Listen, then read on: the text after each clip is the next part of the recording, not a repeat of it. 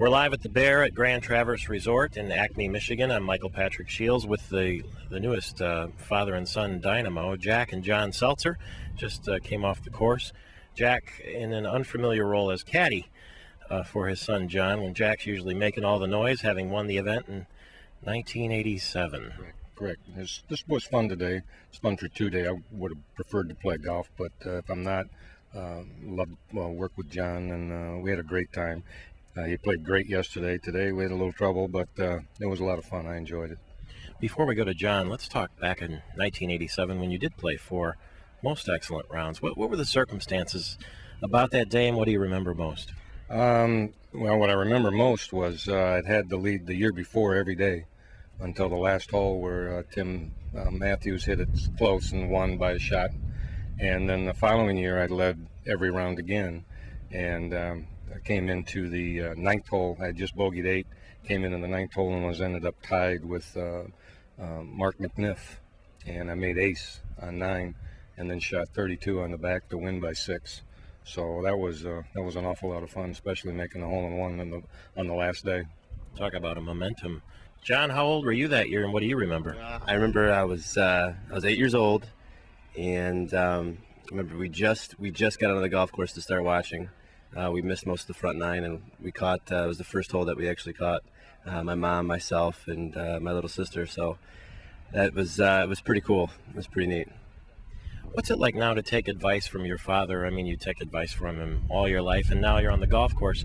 Can you take your advice from him easier on the golf course than in real life?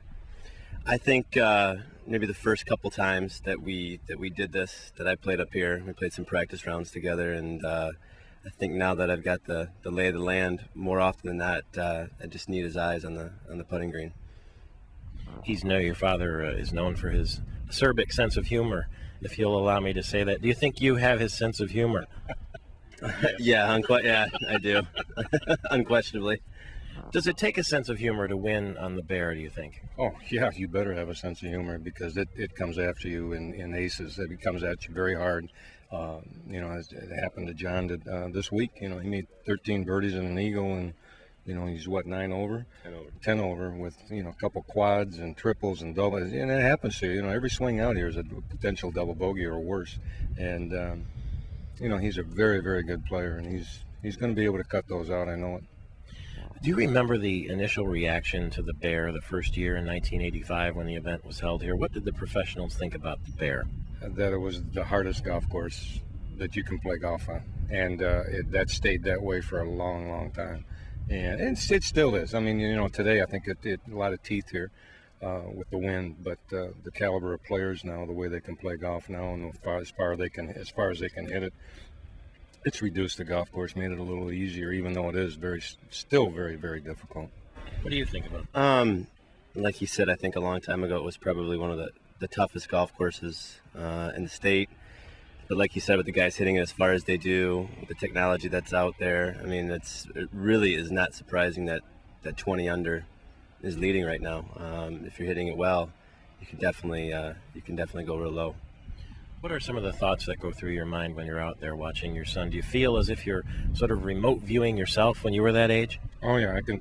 There's a lot of mannerisms he has that I have, and it's a little worse watching him because there's nothing I can do about it. And I try not. I mean, I really try not to give him as much of advice as I used to, just because he's a lot smarter and he's a lot better player than he used to.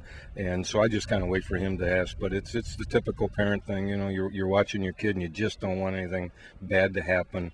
And this golf course is like watching your child get into a train wreck. What comes to mind then when you do think about the lessons you've learned from your father? What are some of the most important things he's taught you?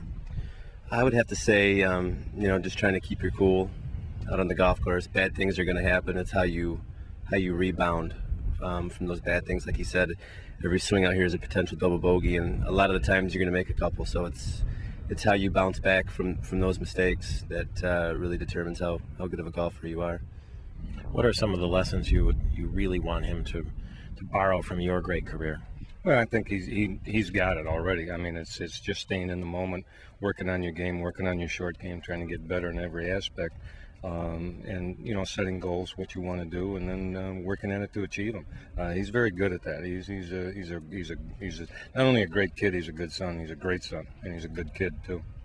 How would you describe your father, Jack Seltzer, to someone who'd never met him? I'm not sure the adjective you used for sense of humor, but that would be probably the first thing that came to mind. But a good teacher, a compassionate guy as far as when it comes to his students and to his family, and someone who has a lot of pride, and someone who doesn't back down from anything, never quits. Two very proud fellas here live at the Michigan Open.